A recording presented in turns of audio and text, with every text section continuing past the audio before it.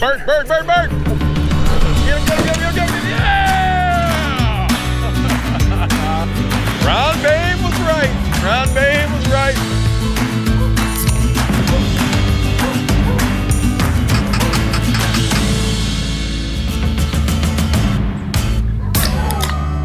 I'm feeling spry.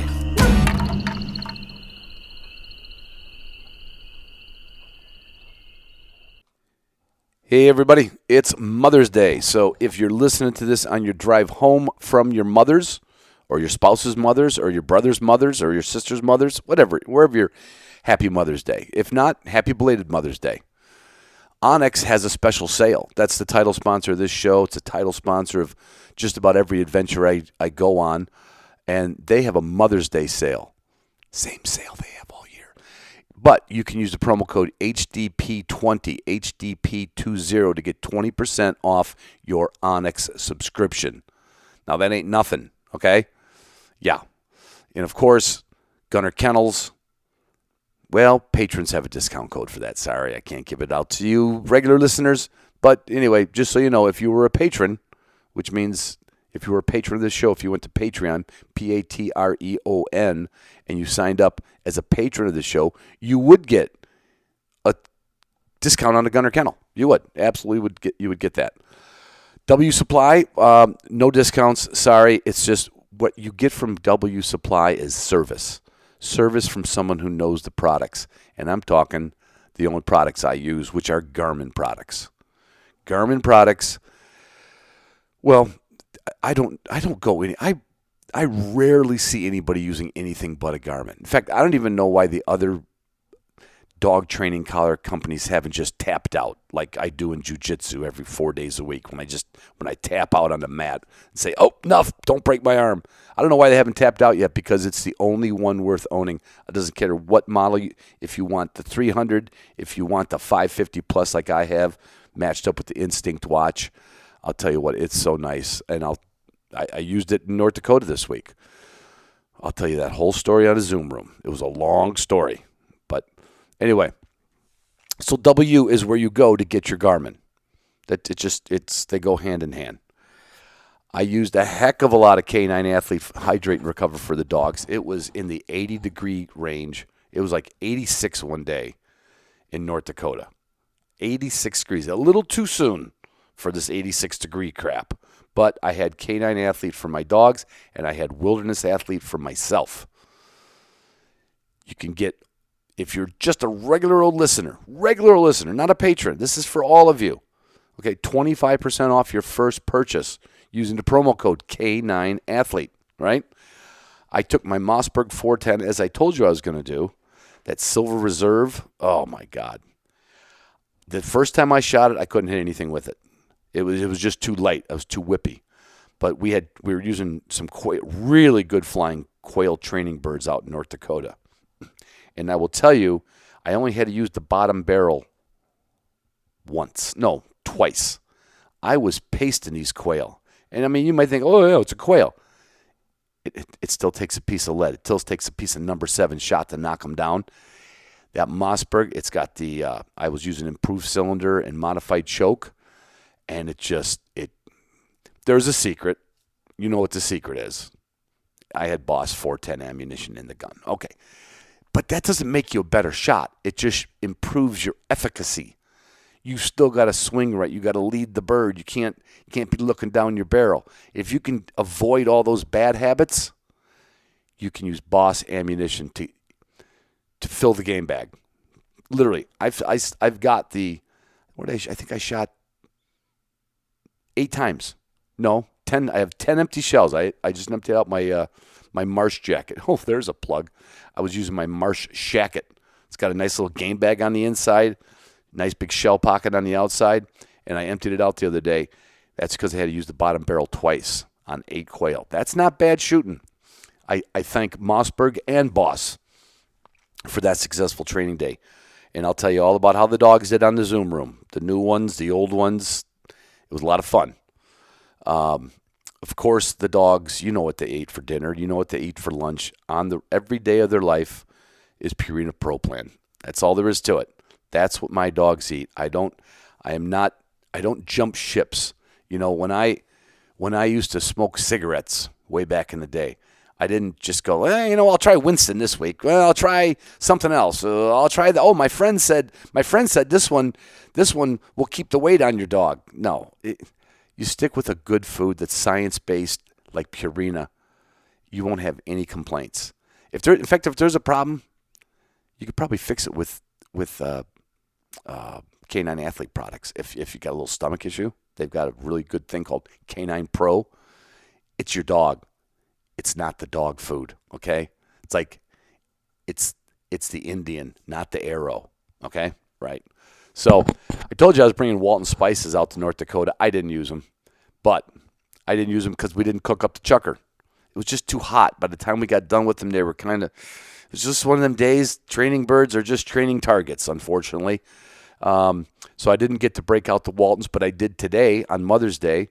I went up to our little market here in Twin Lake, Michigan.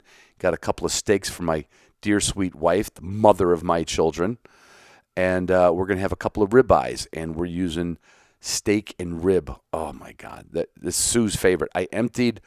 In fact, I'm gonna have to call Jonathan up and get another jug of that because I got a lot of spices from him. But that is just, you always get those go-tos like Better Burger, potato spice, and rib and steak. It's you can use all the other ones for special recipes, but you know how it is. You get your favorites, and that's just what it is. I get all that, of course, from Walton's, which you could do as a regular listener with the promo code HTP10, HTP10. That would get you 10% off. And again, don't say you're sorry. You're tired of hearing this. Because if you're a patron, I know you're listening to this. Patrons can save a lot more with their code, just like with Marshware. I can tell you that if you would just, you regular listeners there, you regular ones, not my patrons, go to Marshware, look at their pants, look at their shorts, look at their boxer briefs, look at they've got everything, and it's the Carolina, it's that low country. You look like you're hunting without saying, "Look at me, I'm a hunter." It's Marshwear. It's what you wear in the marsh. They're everything they got. My whole family is crazy about it. Your family would be crazy about it, and you could save 15% on your first order. Or here's an idea: join Patreon for a month. You'll get the code. Get it? You'll get the code because patrons save a lot more money than that. I know a lot of people did that to get their first gun or kennel. They joined Patron and they quit next month. That's their option. You're always counting on them like sticking around and liking it. But a lot of people do that. They will join, and get a Patreon discount. A lot of podcasters have that. I do as well. For Waltons and Marshware and Canine Athlete and Gunner Kennels. And people join. And then sometimes they forget to unjoin. And then we make a whole $5 a month on you. Ooh, whoopee. But anyway, that's where you can find your Marshware. Well, you can find your Marshware online, of course. Arxis Boots, I still haven't talked Jack into a discount code for you. I have not talked to Jack in about a month and a half. I'm going to hit him up at least for a Patreon discount, at least for free shipping. I know we could do something. I mean, they're the best boots. Jack's the best guy, and there's no reason we can't save my patrons a couple of dollars. Look at ArxisUSA.com and see the boots that Jack's brought in here from Sweden. They are fantastic. Fantastic. And a four-wheel camper never came in handier. I did not sleep in a motel the entire 8 nights I was gone. I will tell you I slept in the front seat of my Dodge trying to make time up from a breakdown in Illinois. But the other nights, in the comfort of the king-size bed on the top of my four-wheel camper with all my dogs nestled like sugar plums dancing by their heads below me. It was great. It was great. The trip was great. And on the last thing I did, I stopped at Watermark Brewery on my way back because, see, it's like an hour and a half away from me. So I timed it. When I came through, I stopped at Watermark and got another barrel of Leisure. Now, you heard me talk about bodega. Okay? It's a 51-49 split. I'm 51% Leisure right now. I am. It is just so mild, so smooth, little cloudy, little It's one of their first that they ever came up with, and it's my favorite ones. So I stopped there. They're putting in a new fire set, new fire pit out in the big courtyard. You got to go there this summer. Well, hey, speaking of that, if you're still listening to this, which I'm surprised if you are, but I always tell you should, we are going to have at least, well, I'm not going to tell you what it's going to be. We're gonna cap it at 180 people. We're gonna have an event down at Watermark Brewery one day, probably this July-ish, maybe June-ish, June, July. We're gonna have an event. I'm not gonna tell you the name of the event, but when you see it posted, you're gonna want to jump on this thing. It's not gonna be expensive. We're gonna have an event at Watermark Brewery, and we can only have 180 people. So see. That's why you keep listening to this intro, okay? Because you don't want to miss out on that. This is going to cover, I don't care if you're a duck hunter, a flusher, a houndsman. It doesn't matter. If you're a dog person, you are going to want to listen to the entire intro for the next, 2 months. Boy, that's like pain. How long is this one? Holy crap, 10 minutes. Honestly, I've taken longer to do this. And as I always do, I just want to make sure, because I'm always so scatterbrained. OnX, Gunner Kennels, W Supply, Garmin, Canine Athlete, Mossberg, Boss Shot Shells, Purina Pro Plan, Waltons, Marshwear, Arxis Boots, four-wheel campers, Model M. Well, I mean, you could go to four-wheel camper, a Hawk or an Eagle, but I think dog people are not going to like that. You're going to want the four-wheel camper Model M. I talked about Patreon. And there's my wife and the mother of my children calling again. I got to stop this recording right now. Happy Mother's Day. Love you guys. Love you girls. Love you mothers more. I am not. It's a loose term. There's nothing professional about this podcast at all. Well, anybody who's listening today is going to recognize a few of the people that were on a podcast. When was I out here, guys? October? November. November. So I am out at, I'm going to screw up the last name. How do we say it? Swartine. There's only a few of us. There's too many letters for Swartine. A lot of vowels. Lucas Swartine. His dad, Mark Swartine's here. Connor, I'll never do by here. Mulhern. I always want to say Mulhernan. Yeah. And Chris something. Swanson. Oh, that's such an easy name. You'll really mess that up. Anyway, you heard us talking. Did we talk about the lodge? I think we touched on it. We touched on it. It was still fresh in construction. So I went to North Dakota to see a bunch of wire-haired Vizsla people, and it was fun. But it didn't hit me till what I called you last night or night before last. No, last night. And 5 o'clock. I'm gonna have to drive back home. I'm like, well, I gotta come see the Dakota Hunting Labs lot. Yep. Say that 3 times fast after all the beer we drank. Yeah. So when I was here in November, I got a walkthrough, but it was just a pole barn shell. Yep. A couple stud walls, man. And you showed me some pictures and how it was going to look, and it's unbelievable. Came out pretty good. It came out really good. Yeah, appreciate This that. this is a place where my Patreon group is going to stay now.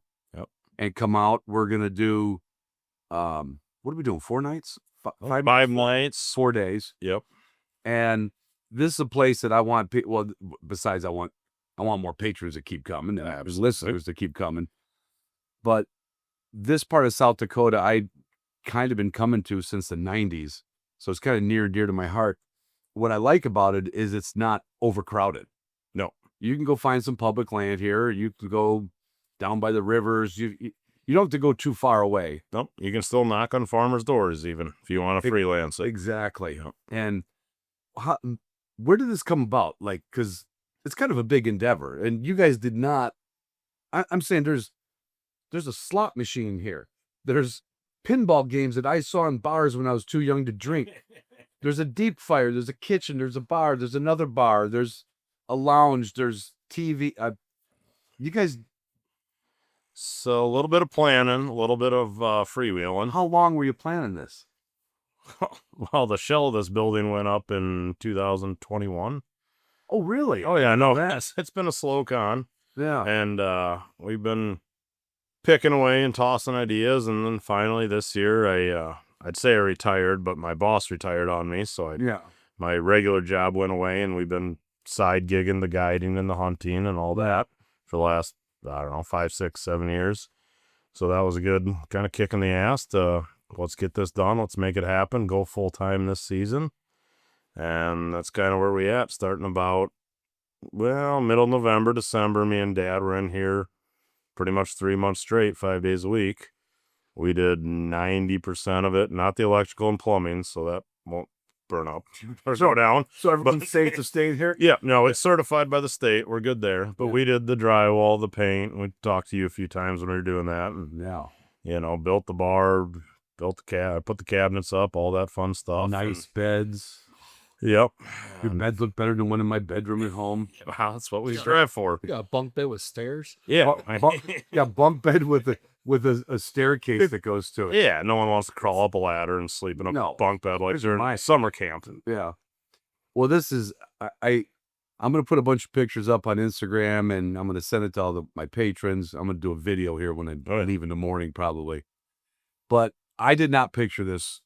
You've got the moose wrecks up, the deer, the geese, the mule deer, the pheasants are coming. Yep. Of all the things, we're lacking a pheasant here. Turkeys. We're in the pheasant capital of the world, right? Got a groundhog. Yeah, I have a pheasant up there, and there's one rooster.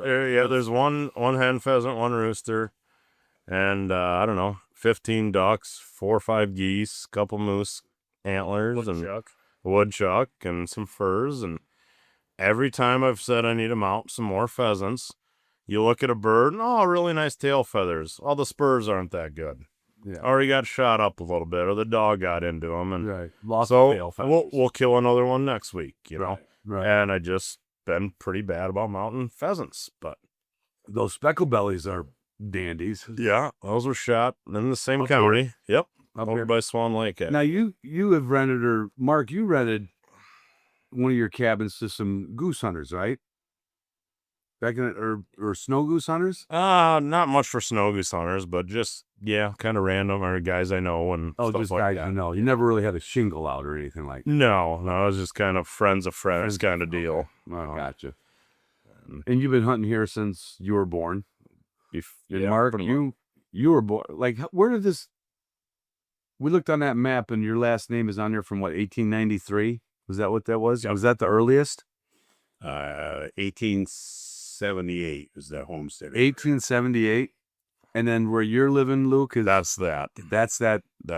That's that piece of property. And he bought his acreage, 35 years ago, more or less.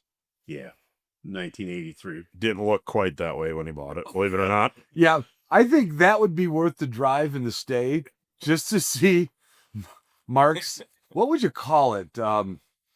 Small Disneyland? Yeah, micro resort, micro Disneyland. The compound. Can't like to call it a compound. Norwegian Neverland. All right, Norwegian Neverland it is. I like it. My dad's got to be friends with Mark over the years of coming out to pheasant hunt. He always says, if reincarnation is real, I want to come back as one of your grandkids. Yeah, I can guarantee you've never seen a place like this. And I've been around the country a little bit, and you've never seen a place They must like have had a lot of fun growing up here. Oh yeah, no work free. You just ride dirt bikes and screw off. You never had to do anything. There wasn't one dirt bike for you, was there? No, there was, but I always say I went and got a job milking cows at 12 years old because that was easier than staying home. And I got paid. You got paid. So, when is this going to open up officially? Well, for full time this hunting season, we'll be open come opener.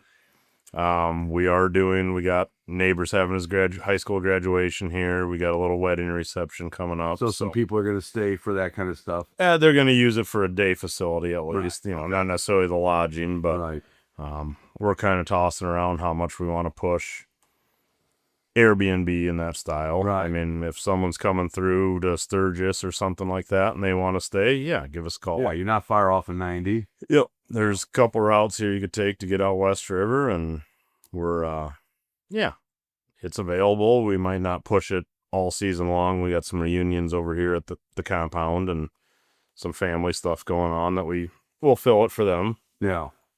Don't want to treat it like a hotel room either. And you came to Pheasant Fest this year with us. You were with all of us at Pheasant Fest. Connor came down for support. Chris came down with you. I was just there for good looks, so I wasn't selling. That's not possible. That's why sales were down. I would have let him get by with that, except he quit drinking. Yeah. I'm on a break. We used to have a lot of beers with this guy. Right. Back in the day. Now it's like, I'm never going to stay at Connor's house again because I'm going to feel guilty. Well, you're going to go to the fridge and you're going to grab an NA on accident. There is a vegetable crisper full of Rainiers in my freezer.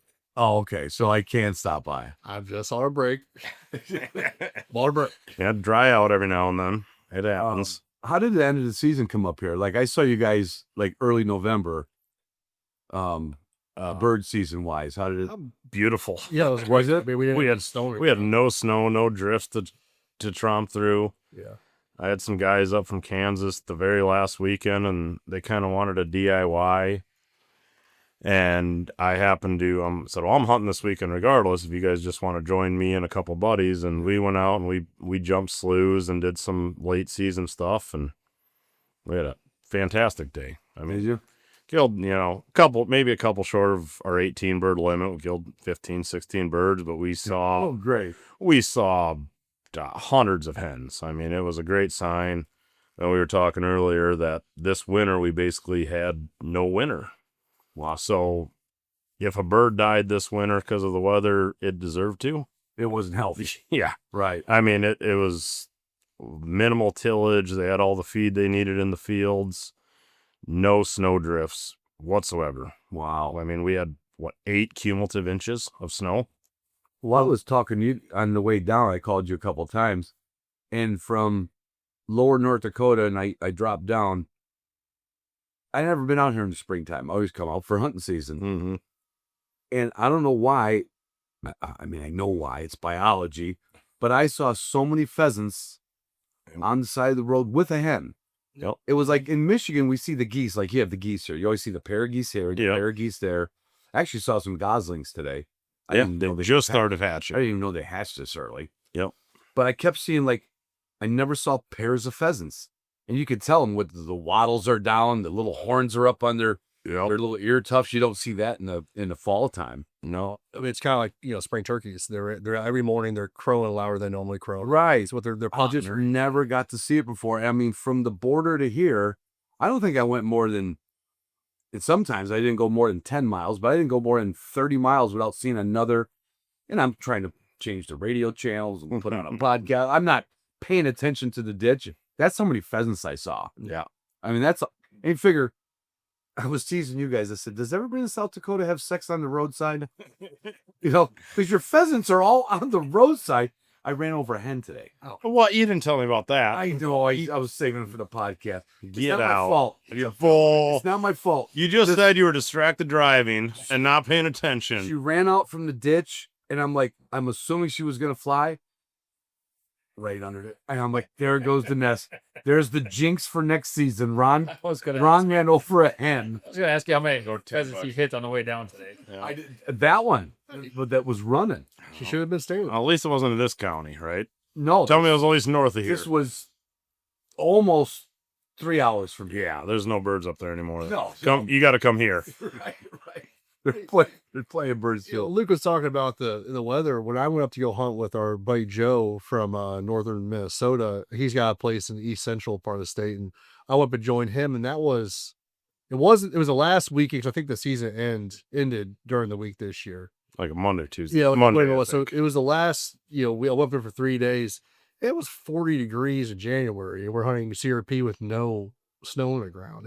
It's just in my time here, I'd never seen that. Those guys from Kansas that came up that last weekend, they left 8 inches of snow by Kansas City to come up here to I was in zero. I was in Kansas in January, and I got to the end of it where the snow was gone, but I heard it got pounded. Well, even Pheasant Fest, you had to drive through Yeah. terrible weather and all that. All that stuff went south this year. Chris, how was your season? I mean, you guys don't hunt together all the time, right? You don't let short hair guys. No, Not a lot. we allow Just when it, I but come yeah. How was your season? It was good. Good. I mean, I'd say pretty typical days in the field. Yeah. I mean, it's talk about hunting together. We don't hunt together. I think the only time I Well, hunt well, with these guys is the day that you're here. yeah. That's it. I don't know if I've ever hunted pheasants with you otherwise. Once or twice. Once. When he's not here. But that's Once. because he's got short hairs and you guys have Yeah. flushing dogs. Yeah. We just, I don't know. And he We just helps kinda me do our own guide a thing, little yeah. bit. And Do you hunt locally here too, or do you travel around? I travel around early in the season, but come still pheasant went season, to- it's pretty much local. into Montana on Pier. We have to Yeah, see. we do. Yeah. I mean, I do a lot of the grouse hunt stuff. And Silly stuff where you walk Me and 9 Tyler, we hunt the miles, grouse shoot 2 together. birds. So you go out. We go out West River. We've been out to Fort Pierre hunting prairie chickens and sharptails. But the funny thing is, like, I'll hunt with Luke. We duck hunt stuff like North Dakota. Yeah, you guys go on like epic duck hunts. Yeah. But when it comes, Well, at least the one I heard about. Well, this last year was the worst year in a Not decade. epic. In a decade. We left a coming off day the best early. year to the worst year. Yeah, it was. Yeah. But when it comes to pheasants, though, we'll get together for group hunts when people are in town, like yourself or my dad comes out from back home. But Chris, for example, is like I'd rather almost pheasant hunt by myself, and which is annoying as shit we because see each other all the time on the road. No, we meet each other or send a Snapchat to each other. But you don't call each other the night before. no. I'll use something like one place I like to go. Actually, we're not gonna say where it is, Yeah. but where I sent you that one It's in time. Minnesota. Exactly. But Everyone, would you? Any bush light? I'll come back out of that place. It's a long walk, and I'll look at my phone when I get service. It'll be a picture of my truck right there because he's driving by to go somewhere else in the neighborhood. I'll send you guys those pins. Just let me know. Get you right on those birds. So, when you guys go out, how far do you have to go for sharptails and prairie chickens? Really, from here? just to consistently get. I mean, like, is it everything West River? Because I always thought South Dakota is like East River, West River. It is 2 different states basically. It is, isn't it? Ranch and farm, ag and ranch. Okay. You know. I mean, you're gonna get some sharptails and some. We have sharp chickens. tails around here. Yeah, you'll see them, but actively going and targeting them. You will invite somebody to come get their sharptail. Not on a sharptail hunt. Hunt. no. You know, Right. I I've know. never hunted sharptail here. Only people I know have done it have been right along the river on the east side of the river. But for the most part, we go out west, and I go all the way out to damn near the Wyoming border where I go. Oh, do you go that far? Yeah, Aren't the grasslands are just on the other side of the river though? Aren't yeah. they? They're just really. It's But they're just probably crowded. it's very crowded. Yeah. Actually, to the point where the very first time I never shot a prairie chicken, so I wanted to get one just to say I did it. And you and Joe, and I think it was just you and Joe the first time I met them out there. It's a little primitive camping area and all. And it's dark outside. I'm, getting up, getting dressed, taking my time.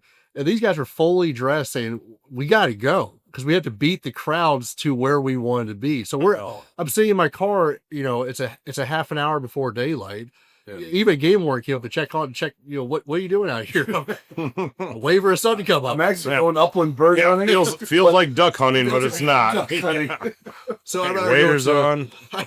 That's why I like the private ranch where I wake up when I feel like waking up and Yeah. going out for a walk. But it is a place you can find some prairie chickens. You just gotta deal with people. Well, hey Mark, what was it when you grew up here?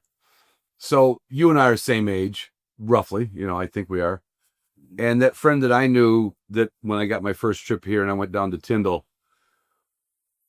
this is the way he told me. He said my mom would send us out to go get some pheasants for dinner once in a while. Like she's, like didn't have enough chickens to butcher. She would just send the boys out to go down the road with the car. And was the pheasants like that around here too? 99%, unless we were in the combine, which that's what we did our family did for a living. Right. 90% of our road hunting was road hunting. Road Our hunt. pheasant hunting, we did them all from the road. You just rode down the road, got our You go boom. 10 miles, you get 3 birds That's out of the ditch. If we had to walk through a slough, I'd be a lot skinnier. Well, yeah, never had hunting dogs, never had time, And we could hunt from a combine, and our dad was more about combining than he was about hunting. right. And I was 30 years old before I cleaned my first bird, and our German hired man would clean it at the end of the field. And Dad always says, you guys can hunt as much as you want as long as you do it at 5.2 miles an hour from the cab of a combine. So we were constantly flushing birds. Yeah. So it is less than it was before, but I think through good practices of habitat, Yeah. it's coming back slowly. That's good to hear. Because there was a time when I went to Tyndall the first year. I was telling you the story. I helped a guy not help him fix a flat tire, give him a ride to town. Yep. And he was much older than me. I was in my 30s or early 40s. And I said, "Oh, you left your gun in the truck." And he's like, "Yeah, of course." And I said, "Well, are you worried about it?" He said, "No." But then he gave us his property to hunt. And then when we met somebody on his property, somebody who was working for him, he told us to go to another farm. And everything was like, this was like foreign for us. This is like learning another language. Yeah, from here, just go 3 north, one west, one south. Like, what does this mean? Like, you talking in English, like The directions in miles, Ron. That's how it works. I learned eventually. Anyway, he's like, "I want you to go like 3 north, 2 west, 1 north, and 1 east." I'm like, "Okay." And we're trying to remember. It's like No on X at the time. No, Let's be honest. just go a mile east on the next oil up here, and again, you hear oil. We never hear the word oil. No, it's for me too. But anyway, he asphalt said, road. he says, "I got guys combine in the field." And he says, "When they're done in the field, you guys can go out, hit the edges and hit the swales and the rock piles." We pulled up with our truck. So this is probably stuff you saw because you were on the combine, Mark. The pheasants came out of the front of the combine, like in front of the head, and literally just landed behind the back wheels. Mhm. They didn't fly away. Yeah. They didn't go anywhere. They just went like, "Oh shit, combine's here." No. And they curled back. It would look like waves. Now, of course, this is down to the last couple rows. Right. But But you would see it even on the first couple passes, there'd be a few. But when that field got down to maybe 2 or 3 passes left, Yeah. we were gobsmacked. So you could shoot from the combine. Well, legally? And what are you talking about here? we stopped. As you ran alongside of it. Stop, shut it off. In Everything. the old days, if you saw 2, there were 20 that flushed. Oh my God. That would be something. You were mentioning about the roads when my dad first started coming out here in the late 80s or early 90s at that time. Well, you weren't even born. Well, I was 88. I was 1. Yeah, that's basically not born. Regardless. I didn't know your dad came out here before. Oh, that. yeah. He started coming out. I think he started going, I could be wrong about this, but I think he started going to Iowa a little prior to that. And then he started coming to South Dakota with a group of guys, a bunch of rednecks from Powhatan that would drive out here in an old beat up motorhome that broke down half a dozen times Yeah. before they ever got here. Sounds like fun. Yeah. And they would hunt around, Mitchell, Kimball, out to the river, West Union Springs, all that area there. But he said that the roads didn't have numbers on it. We didn't have road signs then. So they would give those directions and you would get to where you think you're supposed to be, but you really have no idea. Right. If this is the land I'm supposed to be on right now. Right. Yeah. You're either going to get yelled at or you're not. Yeah. One of the two. This is 3 miles north of town, isn't it? I don't know. Yeah, something like that. Growing up in Chicago, then moving to Michigan, when I came to the Dakotas, I absolutely couldn't live here with your damn wind. Sorry. Well, But Yeah, fair. we get it. but Keeps the riffraff out. I just love the openness of it. Yep. Like when I'm here, I just love Can watch. not seeing I love not seeing a tree. Yeah. Well, you can watch your dog run away for 3 miles. Exactly. At least you know what direction it went Yeah. when they run away from me. We're hilly right here. Right. Well, this is the highest. Those towers right there, a quarter mile away, are the highest point in this county. That's not high. It's like 1,700 feet. Yeah, but we're not at sea level here. Well, we're 17 feet above it. Yeah. What is this property at? Do you know? Probably around 1650. 1,000. Yeah. No. Oh, Dad's place, which is an eighth of a mile away, Right. is like one of the highest residents in the county. As far as elevation. Yeah. Above sea level. Yeah, those You know, towers, it's around 1650, 1700. I thought it was around that ballpark. And then the towers at 17? Let's check. Yeah, they're like Onyx. 10. They're like 10 feet higher. Yeah, That's where I was going. You go to the Black Hills, which are our mountain range, and Yeah. the highest peak is 6,700. I know. I think Maybe. I think seven? black elk is a little Can't over. be more. I think it's a little over 7 black elk, or maybe just a hair. under Barely. 7. Yeah, it's right around 7,000. And that's, we have to drive across the entire state to see mountains. Right. And then you go to the mountain country and it goes, those are hills. Right. You know. So when you were kids, what was the pheasant population like, Lucas? A lot better than it was now. I mean, just But I mean, not like your dad's reporting, obviously, but or was there some years like that? It was good. I mean, if you wanted, our high school days, yeah, we hunted, but we usually didn't have dogs, so there was a fair bit of road hunting. Yeah. And I could tell you, But for the people who know, I'm gonna interject. it's legal. It's legal. And what I noticed, like in some parts of South Dakota coming through, the fences were set back even further. Yeah. Like there was a lot of like Ditch. as opposed to just the 33 feet from center line. But so you can drive down, I mean, you wouldn't do it on a hard top road with your dogs and traffic, Right. but you can go down a county road here. You don't have to have the landowner's permission. You could hunt a nice grassy ditch. The public right away. It's Correct. a public right of way. The right of way is considered public land. When we came here from Michigan, we're like, you mean this is legal? Yeah. Yep. Loaded shotgun. There are rules. You have to have either the vehicle shut off or your door shut. Depends how many yards away you are from the pickup. You got to be so many feet or yards away from a farmyard, cattle, a church. But that's not hard to be away from anything out here. No, they actually tried to stretch that limit to double. So it's 1/8 of a mile from a dwelling, church, or livestock right now, 660 feet. They wanted to double that to a quarter mile, 13, whatever. Well, that damn near gets to corners in some places. Well, yeah, and you got a house here and a house there, and there's some validity to it, but there's also, hey, it's shotgun range. Right. You can shoot me at 100 yards with a shotgun. I'll let you do it all day We're long. not going to die. You maybe hear them. You might not feel them. Right. Everyone's been dove hunting and been rained on. You just don't look up. Yeah. They got here in the springtime. The snow geese are passing through. So the people pass shoot snows in the ditches too. So they'll get between a roost or they're out the field and they'll line up in a ditch and pass shoot. So you get a foggy morning where they're flying off the roost low, and they can do pretty good.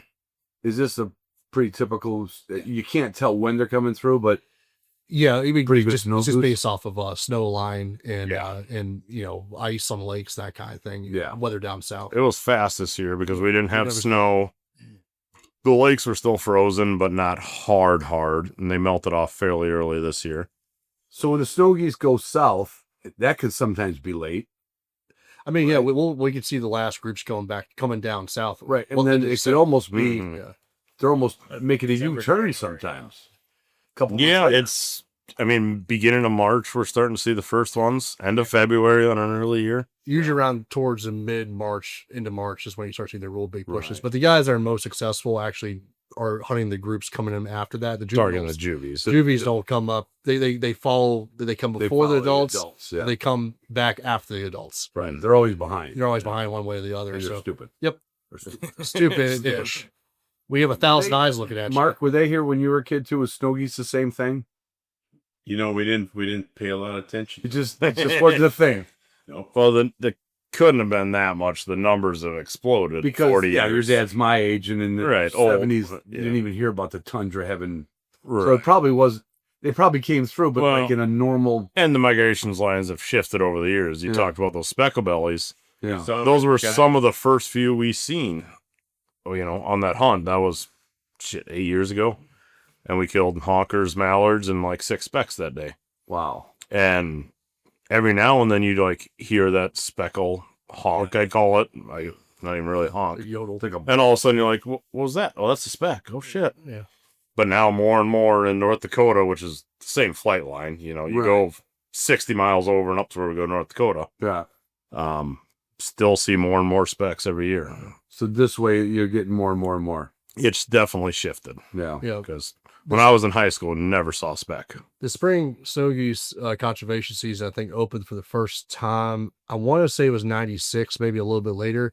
Where that was the first time they allowed a spring season for them. They tried to, because they were doing so much damage to the tundra. But they're one of those animals that benefits from agriculture. So the more crops are out, the better off they are. Yeah. So that has something to do also with the big population boom in the 70s and 80s. You run your dogs on them, Chris, at all? Did you ever do them? Geese or ducks with your short hairs? I haven't hunted. You don't? Wait a minute. I have not hunted. And these are versatile hunting dogs. You have a versatile hunting dog. Tell him about the squirrel underneath his Dodge pickup. I don't want to count that as versatile. They killed the squirrel and tore out a wire harness. We lost a lot of wire harnesses in the back of the pickup. Because of your dog? They got the squirrel, I think. Well, because of your dog? Oh, yeah. Okay, let's just get that right out. Yeah. So we're trying to. I don't know how iPhone- I got squirrels left in my yard. I mean, my dogs. But so have you waterfowl hunted your short hairs? No. Oh my! I have not waterfowl hunted since probably 2005. You waterfowl and upland your labs. Yeah. You waterfowl and upland your springers. Yeah. I waterfowl and upland my pointing dogs and my flesh. What are you, a purist? I haven't waterfowl hunted in 20 years. Why? Just don't really enjoy it, I guess. You I don't don't. think the dogs might? I guess I never asked them. Yeah. I won't get a straight answer either. You went dove hunting once like 3 years ago, and you thought that was That's pretty the only dumb. time- it's And you the thought only it was time pretty I've- dumb too, It's the didn't only you? time I've dove hunted in my life. You dove hunted only once? One time. That's so Why, fun. why do you guys hang out with him? I don't know. Yeah, that's a good question. We're not For gonna. Minnesota, we feel sorry for him. He's a blue plater. I mean, Hence why we don't hunt together. Going back to the beginning of the Yeah. podcast, where like you really don't hunt together that much. I'm ashamed of you. I'm ashamed. You have a versatile hunting dog. That dog should be a dove dog, a duck dog, a goose dog. How do you not like dove hunting? It's warm out. You sit on a stool and shoot a bunch. Oh my god, it's so much you fun. can even sit on a cooler. Yeah. Yeah, I don't even know if I should wink and talk about that, but Well, when dove season opens, I usually head to Colorado for an elk hunt. Well, this must You be don't- rough. You don't go to Colorado for elk hunt until the second or third week of September. Yeah. Dove What- September season opens 1 September 1. every year. Well, I'm getting ready for elk hunting and trying to get work done. Oh yeah, we don't have things Beyond going on activity. too. trying to get his dog Get work with done. wire harnesses up in his truck. Yeah, getting his pickup ready for the elk trip. Getting shit fixed. Whose other moose is this in the lodge? That would be my grandpa's, mom's dad. He shot that in Manitoba in 1968. Wow. Oh, I know. It's So your pretty, dad and I were just wee wonkers then. We were 10 years old. yeah, pretty small compared to mine. I get it. But, Different species. Canada moose versus, big Yukons. Oh yeah. So I did get mine scored. It did make Boone. They did? Yeah. Oh, you're all look at the dimples. The dimples are showing. The dimples are showing up. And I don't give two shits about Boone and Crockett, but if it's gonna make it, I'm gonna get it scored. You're gonna get it scored. Yeah. Might get a little bracelet that says Boone and Crockett on. There'll be a plaque up there when you come what would back. Boone do? Yeah. WWB. You get it made, I'll buy one. Do you have a lot of? I mean, I'm sure you. I shouldn't even say. I'm sure you do, or I'm sure you don't. Availability for the lodge. How do people? We're gonna get back into picking on everybody here in a minute, but what's the best way, like, for people to look it up and figure it out and see the? I'm sure you have a website, but Yep. So DakotaHuntsAndLabs.com. We're on Facebook. Instagram is DHL Outdoors. Either way, any of them will get you my phone number. yeah, your Give- phone number's on all of it. Yeah, give me a call is the best way. You can check out the new updated pictures of the lodge will be up probably by the time this is out. Yeah, Like I said, And I'll we're have- still tweaking a few things.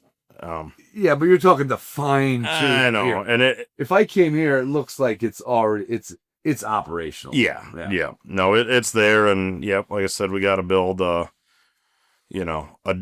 outdoor dog kennel. We'll have some indoor dog kennel options. And We're we gonna should say that too. The lodge is kind of like got two halves, but they're open by a Yeah, 4 foot, 5 foot doorway.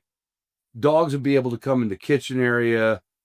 the In garage area. well, So you call it a garage because it's got a garage door. Yeah, It's it a is. casino. We're sitting in the garage area. It It's is the the- best bar. Entertainment room. Put Okay, it that there way. we go. Let's call it The that way. dogs are allowed in the entertainment room. Yeah, which is Yeah. half of the building. Half of the building. Yeah.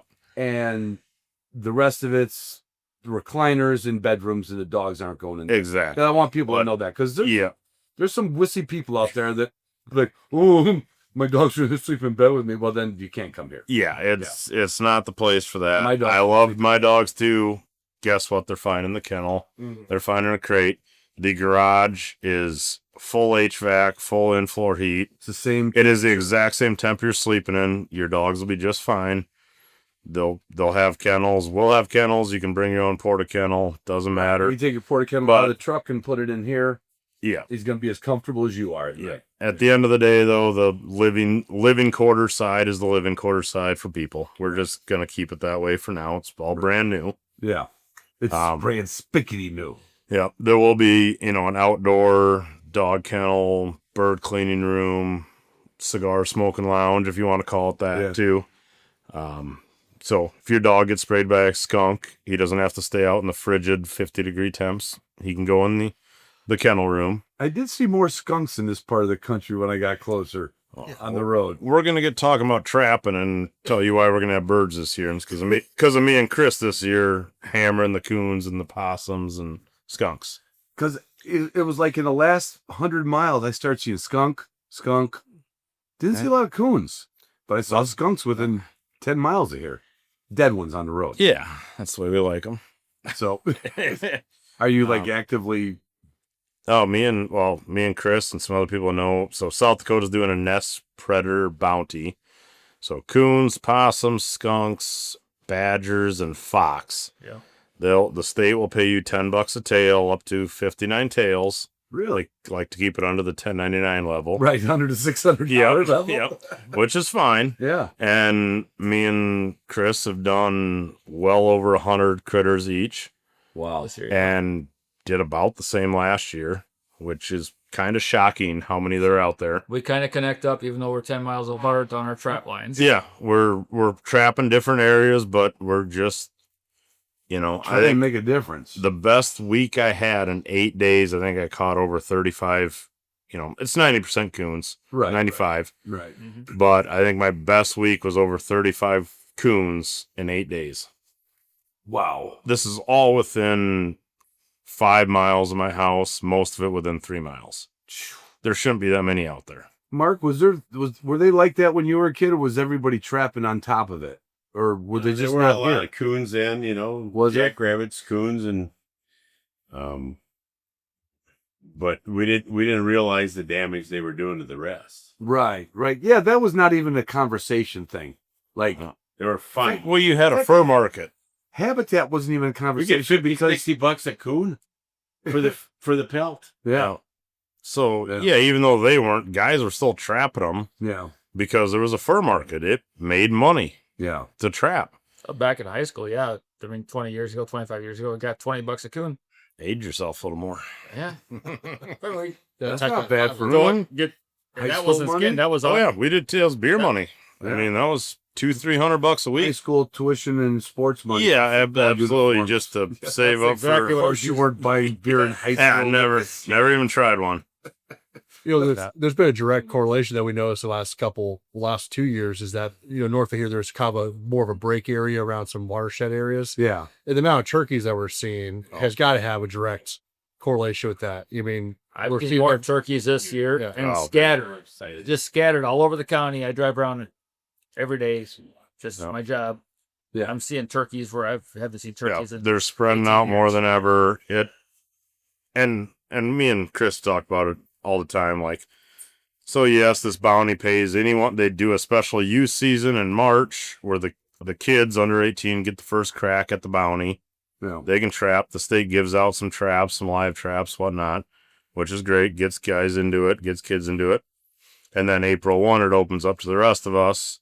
So we both run a bunch of coon cuffs because they're easy, they're quick. You drive around, you check your trap. We all basically trap along the roadside, culverts, waterways, creeks. So we don't have to get out because of the right of way is open for hunting. basically the exact same rules as pheasant hunting. Yeah. And we don't have a lot of time to dedicate this. So if you can drive by and yep, it's empty. Yep, there's a coon in there or whatever. Yeah. We drive around with a Milwaukee flashlight in the vehicle because sometimes it's early in the morning or sometimes it's late at night. Yeah. Yep. And just You got your bag of dog food, your bait, and you shoot it and throw it in the I pickup. always heard marshmallows were good for that. In live traps, yeah. For The coon cuffs, I don't know. It'd be hard to get it under the trigger. Yeah, I guess the little marshmallows would probably maybe work. the little ones. I just remember somebody jumped into my head. Like somebody said they used marshmallows. That and the ants will crawl. The ants will eat the shit out of the marshmallows. That makes sense. And the dog. Dog course, food works dog well. kill. Sprinkle a little dog food around I've it. gone to 13 line gophers this year in coon cuffs. All the way with their head in all the Yep. way. They were dead, weren't they? Yep, they're very dead. One of them, I thought my trap just got triggered and then hit. And so I drove by it one day. Okay, then I didn't have bait with or was busy. So I rebait it the next day.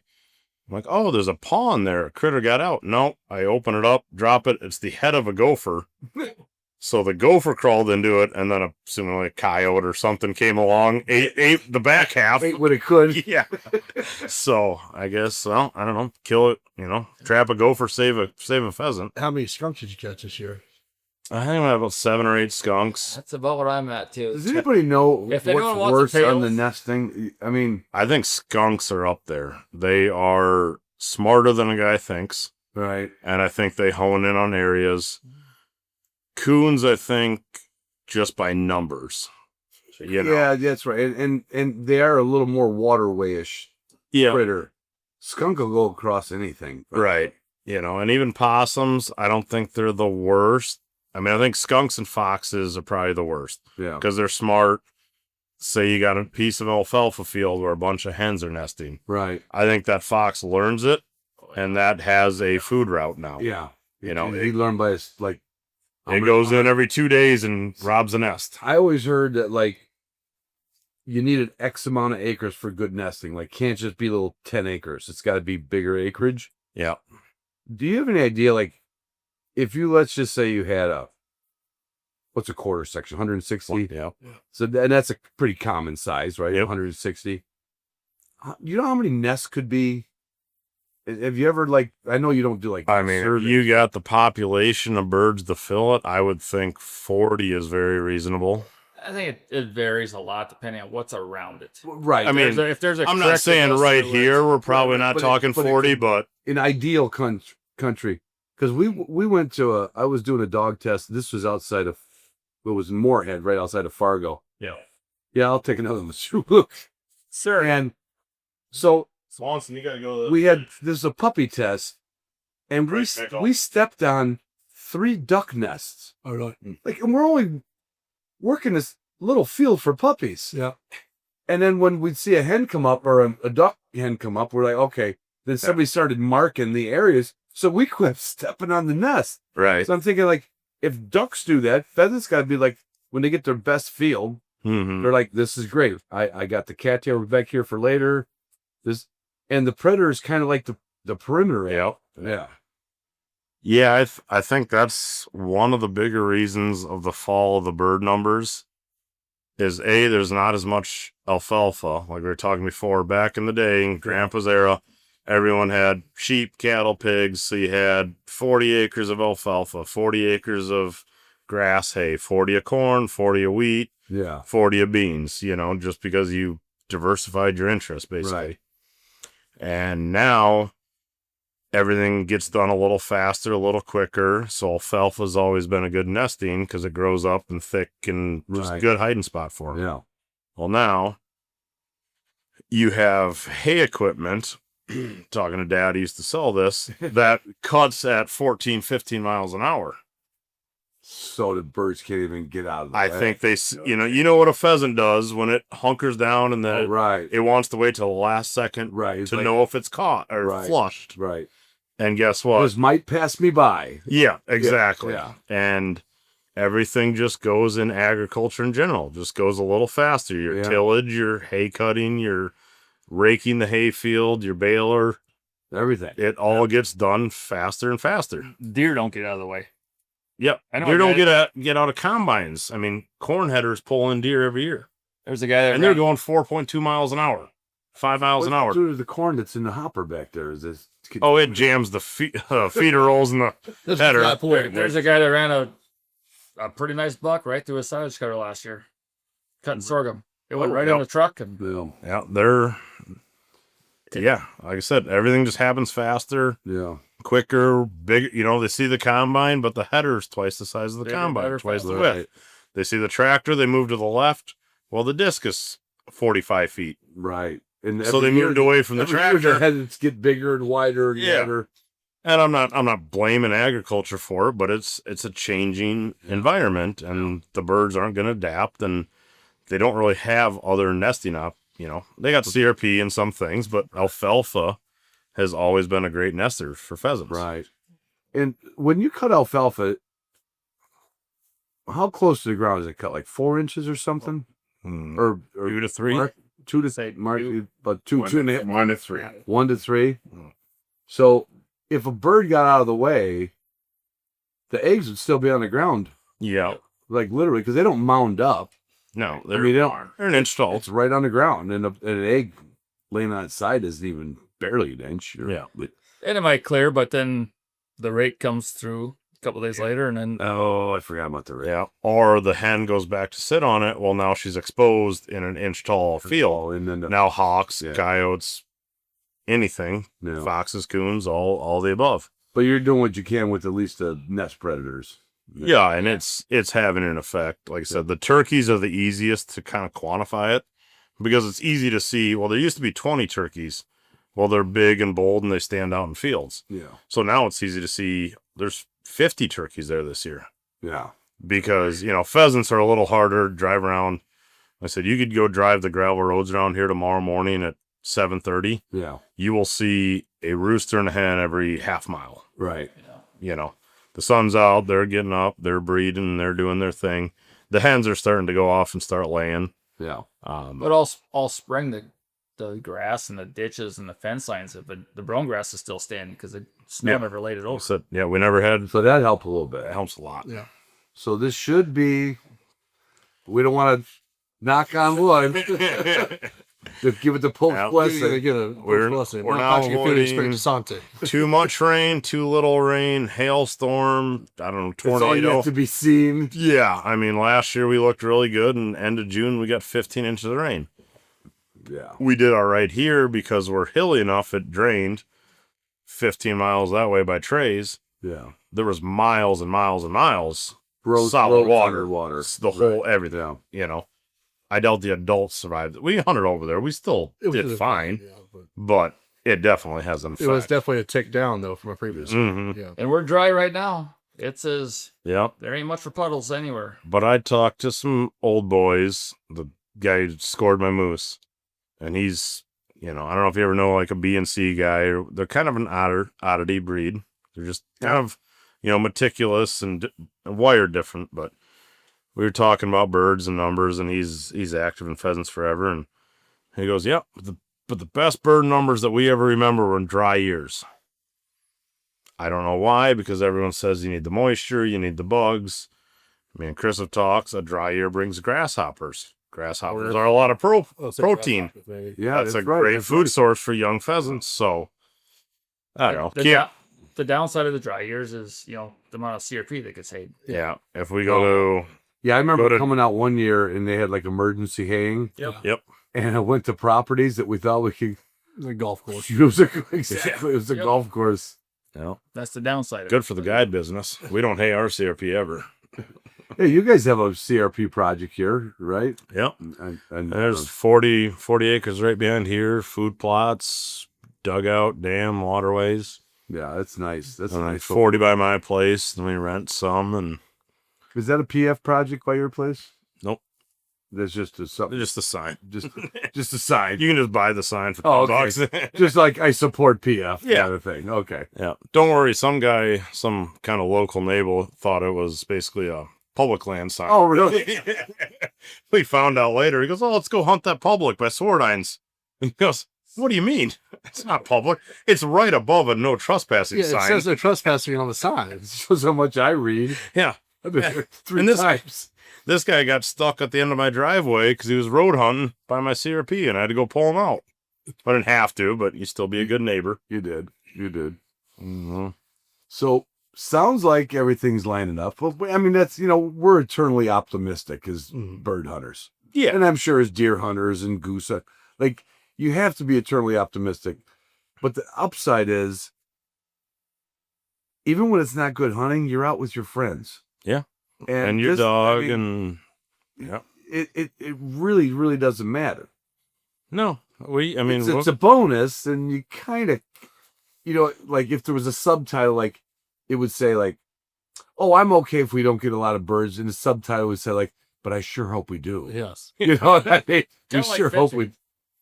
Kind of like fishing. no. Everyone's out there. Just nice to be out. It's really nice to catch fish. But like to bring, I'm trying to like, what do they call it? Segue to bringing it around. Oh God, that's fancy. Okay, we're in like, the law. well, I've been coming out to the Dakotas since late '90s. And it really would only come if I've never made this drive by myself except to do this little event and see you guys on my return trip, but it wasn't a hunting trip. I come out to be with my friends. Some of them you only see once a year. Some of them you work with, and then they become friends.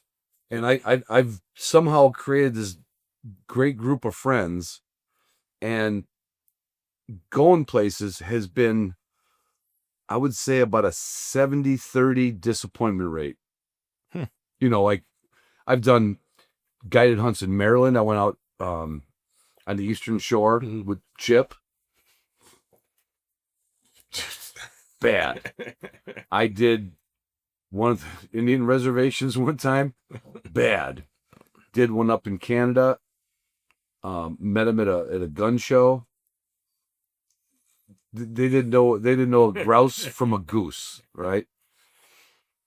But if you get stuck in a place that's not nice, you know, like if your accommodations are, if there's mice running across your feet, and it's like, what I'm getting at people is like, you guys put a lot of thought into, like, if it rained all freaking week and you couldn't take your dogs out, like if it was gale force, the worst South Dakota weather you could possibly have, people would be here. They'd be cooking. They'd be deep frying. They'd be playing pinball. They'd be watching football. You kind of. What do you call that? What do you call that game? That's a bar top computer game. It's what we used. I grew up playing those in bars when I was so that's 10 just or like 12. a little nostalgia. It's got like arcade games, puzzles. But have you hit enough guided places to go and know what you didn't like, or was this still just something that you had in a magazine? Probably shouldn't have asked that. No, I really haven't been anywhere guided. I've just been DIY'd it. Yeah, for the most part, I've been with guys that might own a lodge or might do guiding. I think that this is what people would like. Because I've been on enough hunting trips in general. Going to enough bars. Yeah. Okay. I mean, and that was the kind of perk the way me and Dad did this. We had kind of a floor plan, but we didn't have a master engineer to go to a general contractor. Right. So we did something. Then we stopped. What would we like? Stop, have a few beers that night and go, well, that's where we need to put this. So that's. I'm a traveling salesman for 40 years. Yeah. I know what you want to do. You listen, you think, and they're like, how about this? No. So we obviously need a wet bar in the garage. Yeah. Because there's a wet you bar. need a cocktail bar. We got cabinets. We got a liquor shelf. We got, like I said, just. Everything you've ever liked wherever you've traveled. Tailored off of my experiences.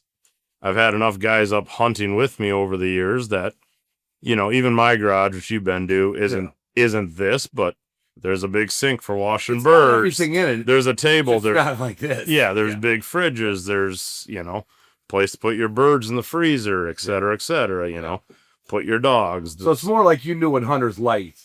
Not that you... Yeah, I know what I like. And not went to places that you were disappointed in. Right. You just know what hunters and you like. Yeah, I haven't sampled a lot. I just know what it takes. There's a reason the washer dryer right there. Right. Because you come in with wet, muddy boots because it rained on you. Right. Drop your stuff straight in there, jump in the shower. Right. It's all set up for that reasoning. Yeah. And you got the whole rack of gun racks for jackets and cell phone chargers, dog chargers. Yeah, I will say it's made out of... Now, this doesn't reflect the cost. I'm not saying the cost. You can look... But you use black walnut. Yeah. People make gun stocks out of this shit, Lucas. I made a gun rack. You made it... No, that's not a gun rack. That's like a... locker. A locker caddy. I don't know. You made like a black walnut gun locker caddy, clothes caddy. Cool shit ain't cheap. Cheap shit ain't cool. I mean, it was a local guy that has a little. I told him it cost me a little shrimp trading, some Louisiana shrimp. Somebody that has sawmill made the wood. Yeah, just a buddy. And then what's this table? I know this is like people can't see it. Rough cut cedar originally, and this actually came from my sister and brother-in-law's ground down by the Missouri River. It's big for a cedar. Well, that's how Dad built this. I'll give him credit. This is 2-piece. So this is actually a mirrored. These two slabs are mirrored image. How does a salesman all of his life learn how to do that shit? Well, he always just can't afford to hire it done and don't want that shitty quality. So I thought this was like one of the biggest cedar trees I've ever seen when I saw the width of this bar. Yeah. I did not see the line in it. Now I'm slightly embarrassed, but everybody knows I'm an idiot. But yeah, no, Doesn't this actually came from sister and brother-in-law's ground. Great hunting grounds where we shoot some turkeys. Yeah. Just got my nephew a turkey, his first one the other day. And yeah, just kind of old cedar growth. And so yeah, there's a little bit of things like that. Grandpa's moose, family stuff. And It's got that, that family feel. like I said, me and Dad might live here if we get kicked out of the houses. So we had to make it like we like it.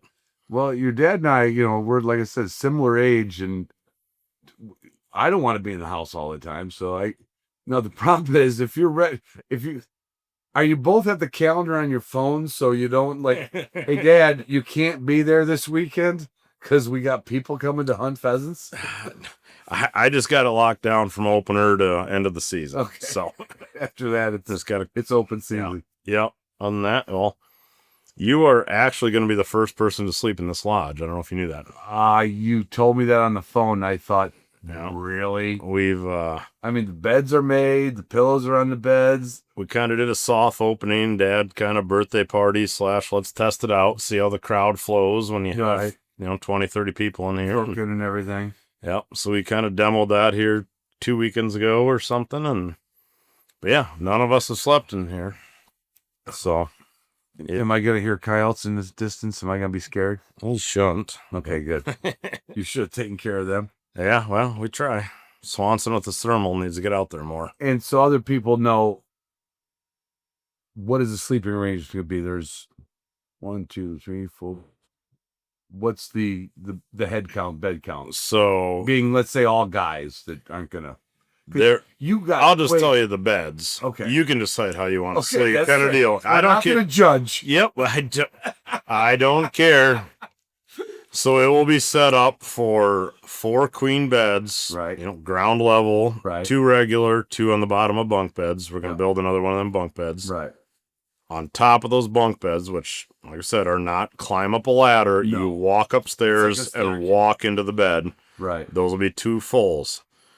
And in the bedroom you'll sleep in, we have 2 full mattresses. Right. So it'll be a little tight in there, but you can do 2 queen, 2 full. Right. So yeah, you're here to hunt, not to sleep, kind of deal. Right. So There's more room to walk around and drink and sleep in a cook and- recliner. Yeah. Like I said, I got a friend that I know that's where he's sleeping. yeah. So the max capacity will be 4 queens, 4 fulls. Okay. However you want to sleep that. Because there's couples that come out too. You got the- Couples. You got the cabins too. We got the Well, cabin, which is bunk bed queens, pull out couch, got a loft in it. Got a chalet looking type. Gotta climb a ladder. It's a nice place. Yeah, and there's Right. pictures on. Yeah, it's not a shanty by any means, No. and that's on the website if you want to look at pictures. But yeah, I'd call it. 8-person would do Right. fine out You here. guys come here and be Get like, your own bed. yeah, because I've been to Yeah. places that it's the cheapest twin bed you could ever sleep in. I mean, and not that, like you said, you're not here for the sleeping, Right. You want a good night of sleep. but when you lay on a bed, Oh, for 2, 3 nights. I mean, you're a bigger guy than I am. Yeah. You could not In a enjoy lot of sleeping ways. on a easy cowgirl. You could not enjoy sleeping on just a twin mattress. No, and I do it on hunting trips, Sure, but you will. You'll sleep. on you the ground sleep on a you sleep trip. kitty corner and. You try to get an extra. You wake up at 4 o'clock and you go, "Well, that sucked." Right. So I mean, that's. But yeah, we're shooting for good lodging, but yeah, said if you want to bring 10 here, or say you got kids right. and you want to stack 6 kids in that one bedroom with I the could bunk put my beds, 3 grandsons up on. Oh, they'd love it. right? It's a fort for them. Yeah. So that's an option there. You You know. you get off the loft. Right. Well, when we do stuff out here, and my sister's kids are 7 grandkids. Yeah. We're out here doing our things, and they pile up into that loft. Yeah. That bunk bed there. So That place we stay up there in North Dakota, we've stayed for years. It's a nice place for what we gotta stay in, but it's one big room, and the upstairs is a loft. Right. So there's like 6 bunks or 6 beds in there. They're old steel frame beds. Right. Every yeah, time creek. creaks The and pillow. cracks and The pillow Yeah. is about to. You fold it over 4 times and you're sleeping like on a beer can. That's a better way of putting it. than I- Every time somebody turns over in the middle of the night, it's just creaking and cracking. Everybody wakes up, And I've been to a couple places that, are, like I said, it's never ruined my hunt, but it's sure improved my.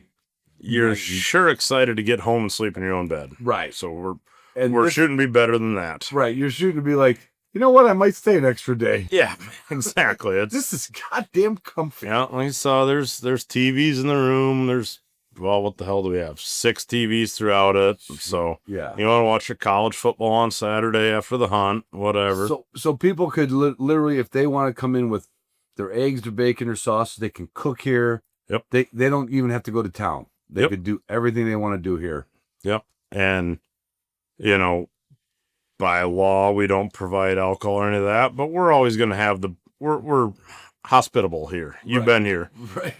There's going to be some water in the fridge, some orange juice, we got our own chickens. You're going to have eggs. Oh. You're going to have some of that stuff. So even if you don't do the full lodging, which comes with meals, Right. we're not going to just treat you like you're in a hotel. Right.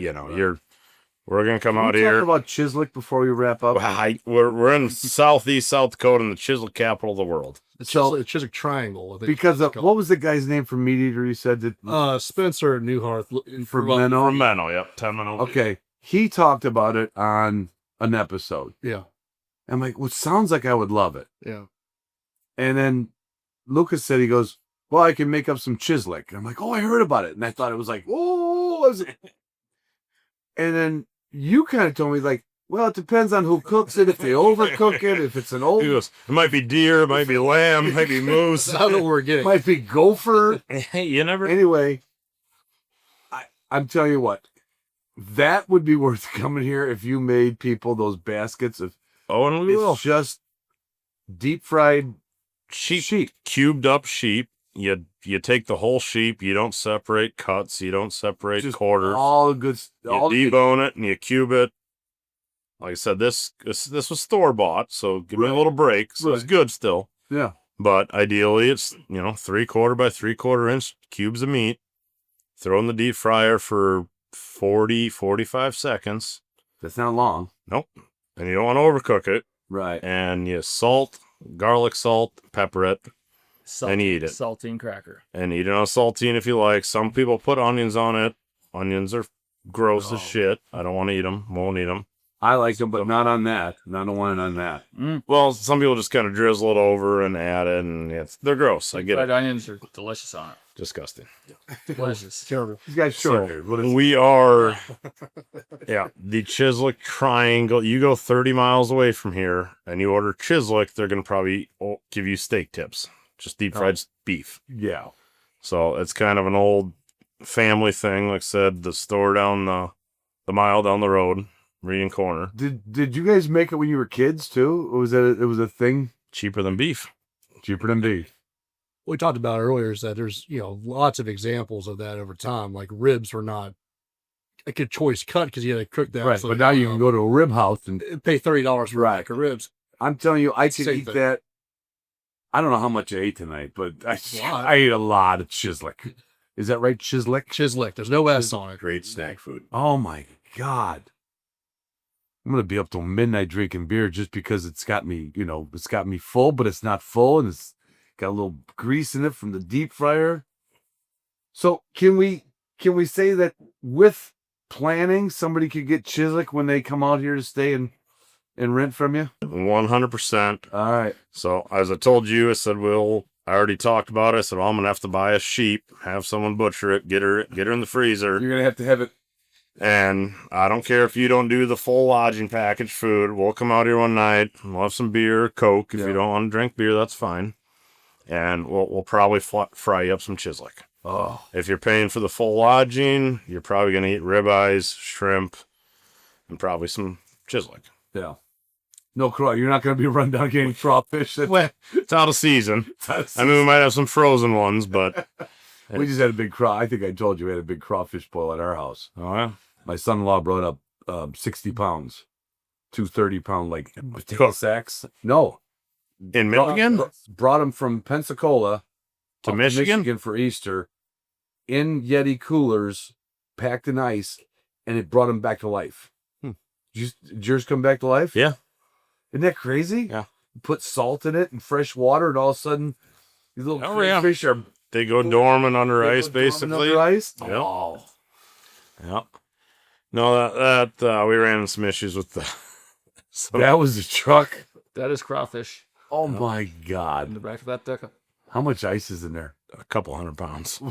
we noticed that the ice was melting because the front end wasn't sitting so high.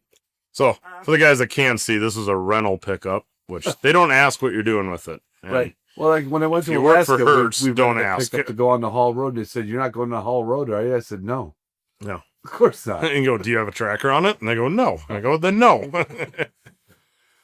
All right, so that's a lot of crawfish. All right, so Dakota Hunts and Labs. Dakota Hunts and Labs, Facebook, website.com. And you can come out here, you can do multiple of packages. You can go Yep. full Monty, you could Yep. Day hunt if you're just passing through and got to go to the wife's Thanksgiving, whatever. you didn't get any birds or whatever. Yep. Yeah. Last minute, say you go. This honestly has been a lot of my clientele the last few years. Is we came up when we hunted public land for 3 days with a 1-year-old dog that's never smelled a I pheasant. was there like 2 years after I went, and I'd like, we're gonna go out and hit the I hate that term public land, to be honest with you. It means like in Indian it means less birds. It's and like I said, you Google best place to pheasant hunt in South Dakota. You're gonna hit what? Redfield, Huron, Aberdeen, Pierre, and guess what? Everyone else Googled the same damn thing. And you're gonna see more out-of-state pickups than you see South Dakota plates. Yeah. Around in public, and we got buddies that hunt the stuff, and they kill birds. Don't get me wrong. Yeah. You will kill birds. You will find birds. But on your first hunt, your fresh dog, Yeah. I've had a lot of guys that hunt for 3 days and say, we're going home on Wednesday. Can you take us out on Tuesday? Mm-hmm. I want to see some birds. We've Right. killed one Right. in, That's in not 3 days. that is not a exaggeration Yep. at all. And we take them out, and I won't say we always limit. We usually limit. Some days we work for them more than others. Right. Honestly, a lot of time, the shooter depends. I've hunted with you. I've seen it too. I only missed that one bird. Not One. like you and Connor. Oh, yeah. All right, let's wrap this up with who is the better shot, Connor or Lucas? Because I hunted more with Connor. Oh, you're humble, so give it up. No, I said I'll let you say it Why do I say? because you know the truth. Okay, me. Except for shit. Says the sober guy. Oh, different everything. Shall beat you drunk or sober? So why don't you bullshit. Why don't you ask me? Why not I included? Who do you think's the best shot? I really don't hunt with them. I've shot trap with you. Both of us have. All right, who's the best trap shot? Not me. Not him. Okay. Um, I mean, Depends the day. sporting clays trap, or you mean just trap? Sporting Clay is the last time we went and shot like just actual course. Yeah. yeah, he beat me by a couple. I mean, you by 10. Out of like 200. Ooh, wait, hey, man. 10? I believe it was. I will say he's better than me. I will also say I can beat him on my good days. Oh, strong statement there, bud. Yeah, Well, that's my friends Lucas, Connor, I use a double barrel vibe Chris, too. my new friend Mark. Thanks, I had somebody my age is here, so I don't have to go hunting. Because when I come here with Roof, me and Roof is your dad. We're just gonna be hanging out. Just Trying telling some you. decaf Exactly. at 10 p.m. Oh, he's gonna need coffee early. Oh yeah, we're gonna have a good time. You guys will be doing the IADs. What's the IA? I ain't doing that. that. Oh, I ain't doing that. Yeah, but how would I not know that? You sat there for 2 days with Roof. Nobody should be put through that. But anyway, so this is where I'm coming with my Patreon group. And I encourage you to look it up. If you have not been out west, I could have said that 30 some years ago. I never went out west. I would rather come. What I did on my first trip was I went to a little motel. Luckily, I had one friend at church back in Michigan that gave me a relative, and they kind of gave us a little catalyst. but you're in the same boat. If somebody comes here, you can't give them every spot, but you can coach them a little bit. You can, you've been doing this since you were old enough to hold a shotgun. Yep. Like I told like a lot of guys at the Pheasant Fest to stop and talk. I said, well, how many acres do you got? I said, do you want the answer every lodge gives you? That's 5,000 acres. I'll tell you a little secret. They say 5,000 acres, 4,800 of them are crop ground, are bean fields. They don't. Like, I'm sorry, I'm not going to give you 6,000 acres. Right. We're hunting the same ground I grew up hunting on. Yeah. In the same place I grew up on. So we have some ground. We rent some ground. The same sloughs. And guess what? I call a neighbor. So we need another spot. I call Anderson. I call a neighbor. I call another neighbor. Like, we're not out of spots ever. Yeah. So we might have to drive 15 miles. Most of my ground is within 5 miles. Yeah. So, 15 miles isn't a big deal. No. And honestly, you want the breaks half the time. Go 30, 40 miles. Just to go check out new places. You need a break for the hunters, the rest, the dogs, the rest. Right. We got a bus. Everyone loads on the bus. You ride around, have a water. As soon as the shotguns go up, you can have a beer. You can have beer any time of the day. You just got to put your gun up. You just got to put your gun up for the day. Right. So you don't even have to bring a gun if you're paying the same rate. But that's the theory. Honestly, you don't even have to hunt to come here. Yeah, no. And that's what you're also looking for. The people who would, come through, going on their Western trip, going to the Black Hills, going to see Mount Rushmore. Yep. This is not far off of 90. Kids, the kids can run around here. You got the bed. I'm like, I don't want to say shocked because I didn't think it was going to be not nice. I just didn't know it was going to be this nice. Yeah. Yeah.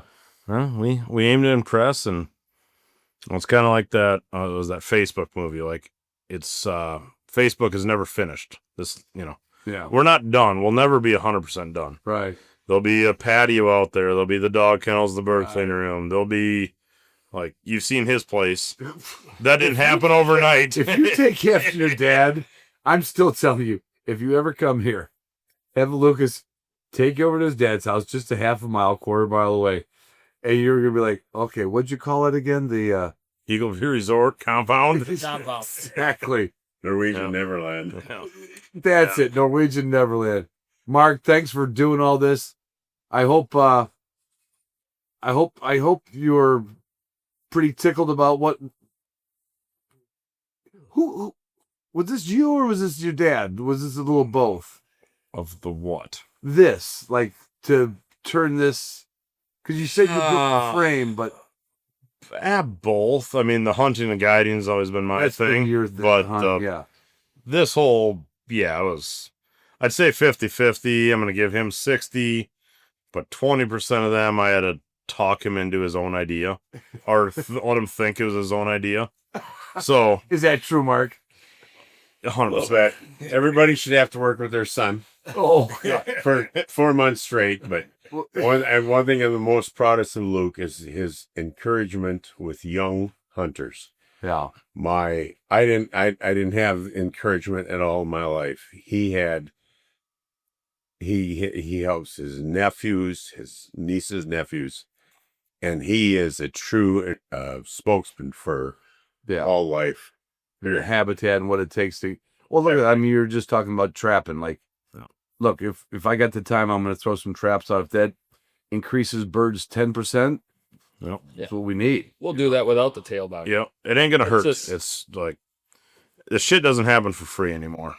No. It just doesn't. And it ain't gonna land prices, farming practices. You can name 10 different things. He get dwindling. Doesn't matter if you don't put the effort in. You put the time and the money. It's not free. So now people have another place to go and experience it. Yep. A little piece of what you grew up with and what your dad grew up with, and the shit goes away if you don't fight for it. Right. At the end of the day. And I'm gonna wrap it up with: if you've never been to South Dakota, it's my favorite state for one reason. All the little towns. I love. Now, they don't have the Wisconsin bars, do they, Mark? They don't have the Wisconsin bars. You have to go down to Main Street, and then they have one. They'll have one bar, maybe two, but Menno's got 3. Oh, Menno's got. I haven't drank in Menno. Hey, Menno's got 3. Let's wrap this up and let's head to Menno. All right, guys. See ya. See ya. See you, folks.